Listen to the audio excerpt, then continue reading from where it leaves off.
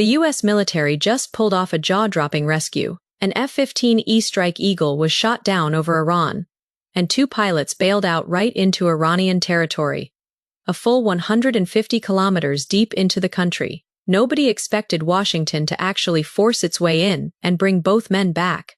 This operation, unfolding in the remote mountains of central Iran, not only impacts the geopolitical trajectory between Washington and Tehran, but also showcases to the world the sheer mobilization power of a superpower in desperate times. It also exposes the tactical, strategic, and equipment shortcomings of both sides. Keep in mind, a zone 150 kilometers deep into Iran is well beyond the normal operational reach of U.S. forces. The geographic advantage of being far from the border gave Tehran ample time to mobilize troops and set up defensive perimeters. For the U.S. to pull off a search and rescue in this environment is like pulling teeth from a tiger. One wrong move, and the entire unit could have been wiped out. Yet, the U.S. forces miraculously walked away with only limited equipment losses. The details behind this are far more complex than they appear, hiding countless untold risks and calculations.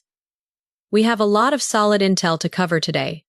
So buckle up, hit that button, and let us dive in. This event got Donald Trump incredibly fired up, and he outright called it one of the most audacious rescue missions in American history. In his public speeches, he repeatedly boasted about this overwhelming victory, attempting to leverage this operation to reverse his sliding approval ratings and pacify domestic discontent. But everyone has the same doubt. If Iran could shoot down an American F-15E, proving their air defenses are not entirely useless, how they failed to stop the U.S. from penetrating deep into their heartland to rescue the pilots is a major mystery. Exactly how thrilling was this cat-and-mouse game, and how the U.S. military managed to orchestrate it requires a deeper look. To uncover the truth, we cannot just look at the cinematic thrill of the rescue itself. We have to break down this textbook modern warfare operation from multiple dimensions, including the U.S. search and rescue architecture, the air defense vulnerabilities of Iran, the strategic calculations of both sides, and the battlefield environment. The success of this rescue is both a testament to the maturity of U.S. tactical systems and the result of Iranian defensive loopholes and strategic misjudgments. And this seemingly total victory for the U.S. actually buried the seeds for further escalation between Washington and Tehran. Let us first talk about why the U.S. military risked so much, even daring to breach Iranian airspace in broad daylight. The answer is simple. They could not afford to lose, and they certainly could not afford the humiliation. These 2 pilots were not just ordinary soldiers. Under the circumstances, they had become political symbols and the very avatars of American global hegemony. The F-15E fighter jet has been renowned for air superiority since it entered service, shining in regional conflicts like the Gulf War and the Kosovo War. It is the core symbol of American air power. The pilots flying these jets are hand-picked elites, each undergoing years of rigorous training, consuming massive amounts of manpower and financial resources. If these 2 were captured by Iran, it would not just mean a loss of elite combat personnel, it would completely shatter the myth of American invincibility. The U.S. would lose face, severely undermining its deterrence in the Middle East. It could even trigger a crisis of confidence among other Middle Eastern allies, forcing America onto the back foot in its regional strategic layout. More importantly, this was a massive headache for Trump, one that could directly derail his political career. At the time, his administration was bogged down in the quagmire of a U.S.-Iran conflict, and domestic anti-war sentiment was surging. Prices for energy, logistics, and food were skyrocketing, with national average gas prices hitting a 4-year high. Multiple polls indicated that nearly 70% of Americans wanted to end the war as soon as possible. The approval rating for Trump had dipped below 40%, the lowest of his second term. Even support for the war among Republican voters had seen a significant drop, fracturing his base. Meanwhile, the Democrats were watching like hawks, keeping a close eye on the military moves of the administration in the Middle East. If the 2 pilots were taken prisoner, the Democrats would undoubtedly launch a fierce offensive, accusing him of flawed military decision-making and incompetent leadership. They would fan the flames of public anger. If this caused the Republican Party to lose the midterm elections, Trump would be reduced to a lame duck president, his future policy agenda would be paralyzed, and he might even face the risk of impeachment. Furthermore, during any U.S.-Iran negotiations, America would be completely cornered. Tehran could easily use these two pilots as bargaining chips to demand harsh concessions, such as lifting sanctions or withdrawing certain military assets from the Middle East. And Washington, desperate to ransom its pilots, would be forced to compromise. So, no matter the danger, even in broad daylight, and even facing Iranian missile interception and ground fire, the U.S. military had to take the gamble without a moment of hesitation. From the very beginning, this rescue was highly politicized. It was less about saving two men and more a high-stakes political gamble, orchestrated to reverse political decline and maintain American hegemony. Many people might not realize that before launching the rescue, the U.S. military actually executed a brief but meticulous deployment. It was not a reckless, impulse-driven move. Using reconnaissance aircraft and satellite monitoring, the military confirmed the general area where the F-15E went down. Simultaneously, through emergency signals emitted when the pilots bailed out, they roughly pinpointed their locations. While it was not a precise fix, it was enough to determine that a rescue was viable. Moreover, the U.S. knew very well that Iranian air defenses were heavily concentrated around the capital Tehran, nuclear facilities, and border regions. The remote mountains 150 kilometers inland had relatively weak air defenses. This was a major reason why they dared to force their way in. The military also mobilized assets from Middle Eastern bases in Kuwait and Qatar, forming a comprehensive support architecture to ensure the operation ran smoothly. If the rescue teams ran into trouble, they would have immediate air support and covering fire. You could say, this rescue seemed rushed, but it was highly premeditated. Every step was calculated to ensure success, minimize American casualties, and avoid getting trapped by Iranian forces. In the first wave of the operation, U.S. search and rescue helicopters backed by an escort echelon swiftly breached the Iranian border defenses and pushed deep into the interior. Based on the initial coordinates, they successfully located one of the pilots. After bailing out, this pilot had quickly taken cover in a hidden cave and activated his encrypted locator beacon. Using this signal, the U.S. quickly locked onto his exact position under the heavy covering fire of a 10C attack aircraft. The rescue helicopters rapidly descended near the cave. Special Forces operators rushed out, verified the identity of the pilot, and immediately extracted him to the chopper. The entire process took less than 10 minutes. The helicopters then rapidly took off and evacuated Iranian airspace. However, that first run only secured one pilot. The other was still missing in action. This put us Central Command on high alert, because every extra minute spent deep inside Iran multiplied the danger. And if this second pilot was found by Iranian forces, the previous rescue efforts would be heavily overshadowed, and Washington would face even greater political pressure. But the military did not give up. After a brief tactical adjustment, they sent special forces deep into Iranian territory on the ground, engaging in a brutal 24-hour firefight with Iranian forces. Ultimately, they managed to extract the second pilot by force. The intensity of this ground combat far exceeded the aerial rescue. U.S. Special Operations Forces covertly inserted via helicopter into the remote mountains.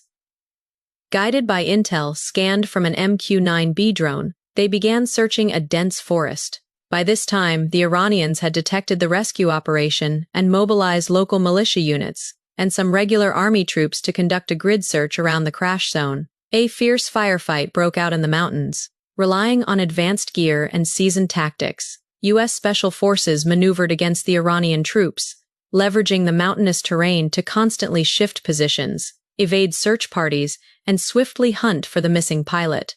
During this time, Iranian forces launched multiple assaults, utilizing light weapons like AK-47 rifles and heavy machine guns, and even deploying a small number of mortars. In response, U.S. operators used night vision goggles, advanced communication tech, and precision fire to repeatedly repel the Iranian advances. They fought bitterly for an entire day and night.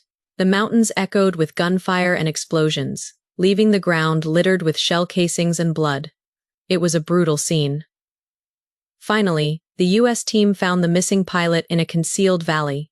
He was injured and nearly out of supplies. The operators provided immediate trauma care, then rapidly called in a helicopter for a hoist extraction. With a 10C aircraft providing relentless suppressing fire, they successfully hoisted the pilot aboard and safely evacuated Iran. With that, both pilots were successfully recovered. This rescue was undeniably impressive, showcasing the true capability of a superpower. It was arguably more thrilling than the lightning raid in Venezuela to kidnap Maduro. Penetrating the heart of a sovereign nation, executing a search and rescue right under their noses, and fending off full-scale interception requires massive air power, elite special operations capabilities, and seamless joint warfare coordination. The U.S. military possesses exactly these advantages, and the maturity of its combat search and rescue architecture leads the world. Trump could finally sleep soundly. The biggest political crisis he faced after the outbreak of this conflict was effectively diffused. Immediately following the success, he gave a high-profile speech, heavily boasting about this great victory to boost his polling numbers, soothe the public, and secure more support for the Republicans in the midterms. But the U.S. military paid a steep price. One A-10 attack jet was shot down, though its 2 pilots bailed out and were rescued. 2 Black Hawk helicopters took heavy battle damage and required massive overhauls upon returning to base before they could fly again. Furthermore, several Special Forces operators were wounded. As for whether there were additional unannounced casualties from the ground combat, the U.S. military has not officially released that data, but given the sheer intensity of the firefight, undisclosed casualties are highly likely. Honestly, if they turned this into a Hollywood movie, it would be blockbuster material. It has everything, from thrilling aerial raids and brutal ground combat, to a desperate survival scenario and a heroic special forces extraction. It perfectly aligns with every element of a major cinematic hit. Many people are wondering how the U.S. military pinpointed the pilots so accurately and actually pulled them out. The truth is, they rely on a highly mature tactical core. Specifically, the ultimate lifeline of the pilot, the encrypted communication and positioning system, and the backbone of this system is the Global Positioning System of the U.S. military, or GPS. The GPS is a dual-use military and civilian satellite navigation system developed, deployed, and controlled by the Department of Defense.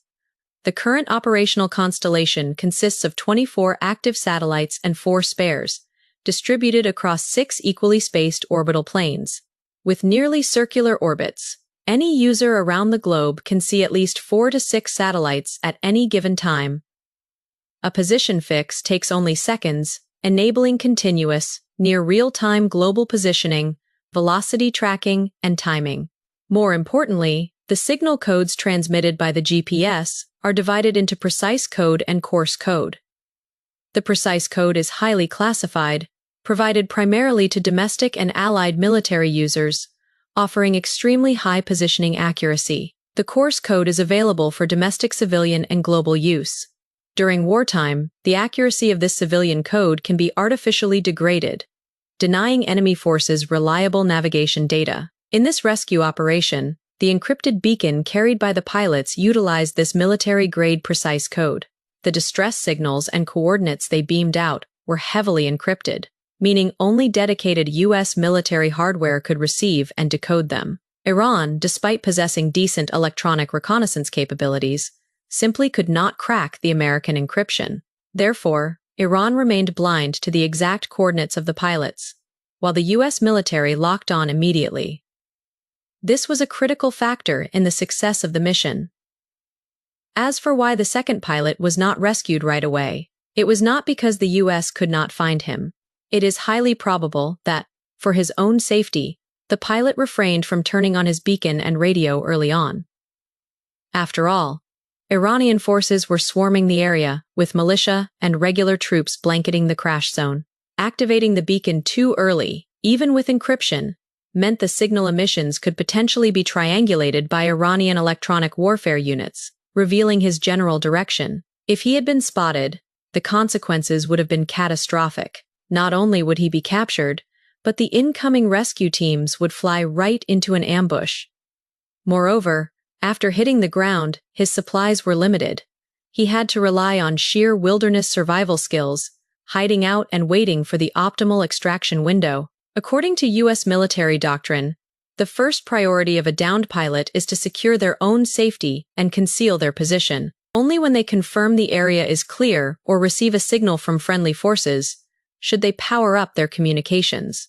So, the reason he went missing for 24 hours was likely because he maintained strict noise and light discipline, waiting until he sensed the rescue team before pinging his location. The moment the U.S. received it, they moved in faster than the Iranian militias and got him out. Now, let us talk about the question on the mind of everyone. Why could Iran not stop them? Logically, Black Hawk helicopters fly low, fly slow, and lack maneuverability. A shoulder-fired anti-aircraft missile should easily take one down. Plus, Iran was fighting on its home turf, enjoying geographic, numerical, and logistical advantages. By all accounts, they should have easily intercepted the rescue element. Yet, the U.S. pulled it off and got out alive. There are 3 easily understandable reasons for this, which completely expose the vulnerabilities in the air defense network of Iran. First, Iran could not find the pilots, rendering their search operation entirely reactive. As mentioned, the U.S. signals were heavily encrypted using the military GPS precise code. Even though Iran operates numerous electronic listening stations monitoring U.S. radar and communications 24/7 to catch unique signal fingerprints, they could not crack this data. Normally, catching a fingerprint allows them to calculate the position, altitude, and trajectory of a jet to guide anti-aircraft fire. But facing this encryption, Iranian equipment only picked up disorganized noise. Consequently, they had to rely on manpower for a massive grid search of the mountains. This is incredibly inefficient. Furthermore, Iranian search teams lacked advanced gear like night vision or thermal imaging, making night searches impossible. The U.S., however, owned the night. This meant the search progress of Iran lagged far behind, and by the time they closed in, the Americans had already snatched the target. Plus, the complex, densely forested terrain of the remote mountains made a rapid sweep practically impossible, buying the U.S. critical time. Second, the air defense assets of Iran are unevenly distributed, leaving remote mountainous areas highly vulnerable. Many people assume the air defenses of Iran are ancient relics. That is completely false. Iran has built a multi-layered, 3-dimensional defense network, and its top-tier weapons are no joke. They operate Russian-made S-300 PMU-2 long-range missiles. Their domestically developed Bavar 37-3 long-range systems, upgraded American-made Hawk medium-range missiles, as well as ZSU-23-4 self-propelled anti-aircraft guns, and DSHK heavy machine guns. The S-300 is their crown jewel, with a range of 200 kilometers, capable of tracking 36 targets simultaneously and engaging 12, all with anti-stealth and anti-ballistic capabilities. It was likely responsible for downing the F-15E, locking onto it from hundreds of kilometers away. With zero warning, the Bavar 373 is their domestic pride, directly rivaling the Russian S-400. With a range exceeding 300 kilometers, it can intercept jets, cruise missiles, drones, and even resist American electronic jamming. This system alone gives Iran air defense coverage across the entire Middle East. The upgraded Hawk provides a second layer of fire, while the ZSU-23-4, firing 3,000 rounds a minute from 4 barrels, creates an impenetrable wall of lead at low altitudes.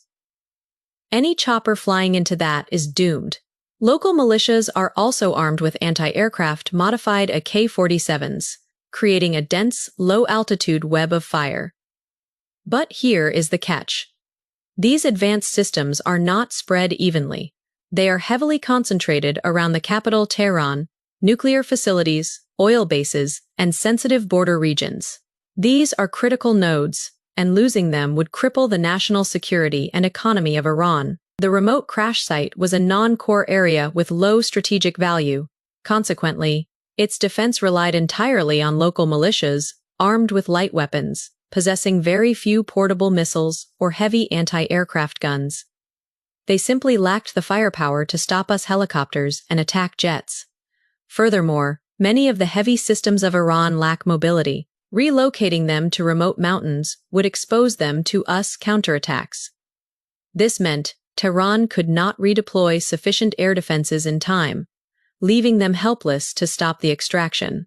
Third, the US executed flawless perimeter suppression, successfully pinning down Iranian defensive forces and creating the perfect window for the extraction teams.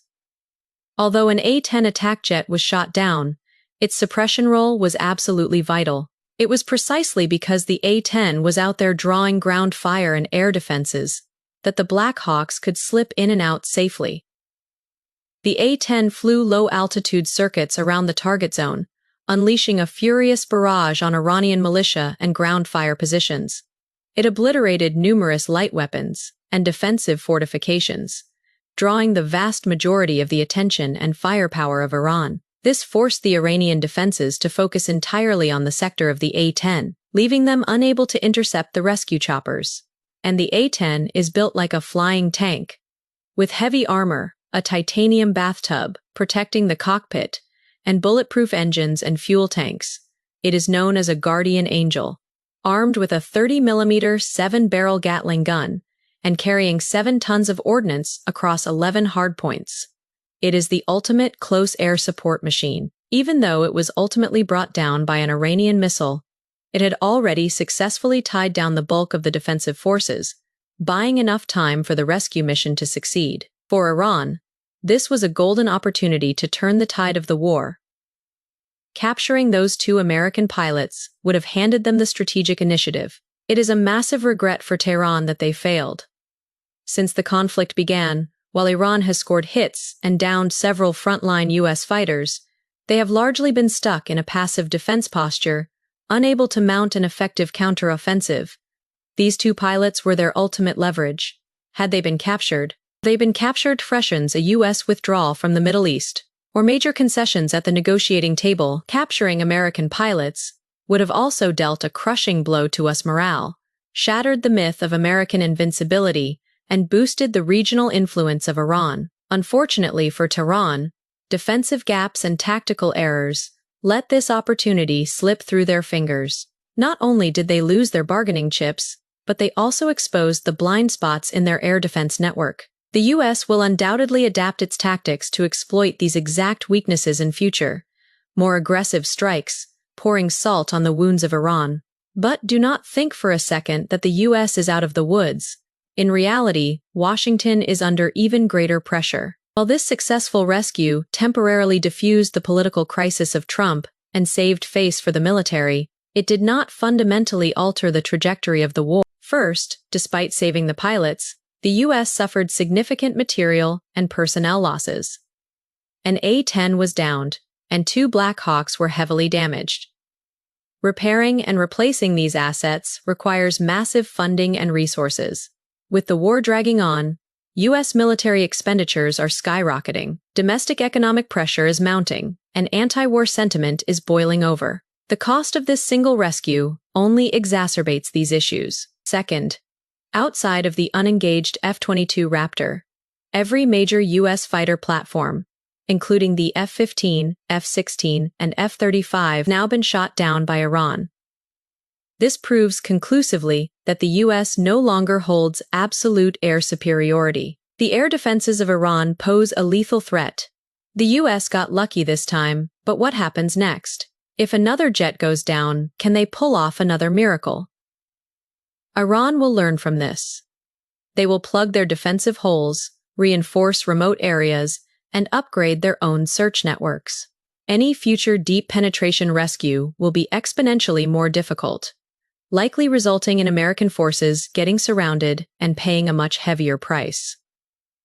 Most critically, the U.S. is now trapped in a Middle Eastern quagmire with no easy exit. On one hand, the air defenses of Iran are growing stronger, eroding American air dominance. If the US completely loses control of the skies, how do they fight this war? Do they pack up and retreat, or double down and send in ground troops for an all-out war? A retreat means the total collapse of the Middle East strategy of America, a devastating blow to its global hegemony, and an unprecedented political crisis for Washington.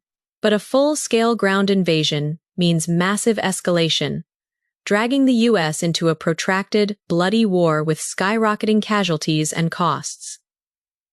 Given the rugged terrain and strong national cohesion of Iran, winning a ground war there is nearly impossible. The US risks repeating the nightmare of Vietnam, caught in a lose-lose scenario. On the other hand, domestic public opinion has sharply shifted. Nearly 70% of Americans want the war over. Republican support is tanking, and the approval for Trump is in freefall. If this conflict drags on, the ruling party faces a bloodbath in the midterms. The administration would be paralyzed, its agenda dead in the water. That is all for the video today. I am Eleanor Hayes. Like and subscribe as we decode the complex shifts of our world from a deeper geopolitical perspective, and I will see you next time.